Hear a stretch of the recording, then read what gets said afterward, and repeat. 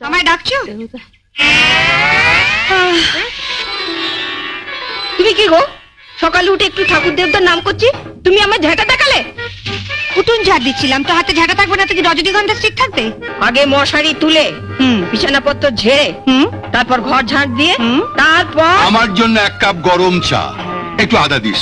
কাল রাতে হঠাৎ ঠান্ডা লেগে গেছে, গলাটা কেমন ব্যথা ব্যথা করছে। তোমাদের সংসারে কেন যে আমি মা দুর্গা হয়ে জন্মালাম না? হঠাৎ কথা বলছো না, মানে মা দুর্গা হয়ে জন্মালে আমার কেমন 10খানা হাত থাকতো। একখানা হাতে তোমার মশারি তুলতাম, আরেকখানা হাতে তোমার বিছানা চাদর পাল্টে দিতাম, আরেকখানা হাতে ঝাড় দিতাম, আরেকখানা মানে আদা আদা থেতলাতাম। শুনলে না, দাদা বললো আদা দিয়ে চা করে নিয়ে। আদাটা আগে না থেতলালে চাটা করবো কি করে? আগে থেতলাবো না ঝাঁটাবো? ঝাঁটাবে মানে মানে আগে উঠোটা ঝাঁট দিয়ে দেবো না দাদার জন্য আদা থেতলে চা করে আনবো? তোমার যা ইচ্ছে তাই করো, মেয়ে হয়েছে একখানা। আগে বরঞ্চ ঝাঁটাই। তুমি আমার উপর যা রেগে আছো, সব কাজ ফেলে দাদার জন্য আদা থেতলে চা করে আনলে তুমি আমার ভালো মানুষ দাদাটাকেই থেতলে দেবে।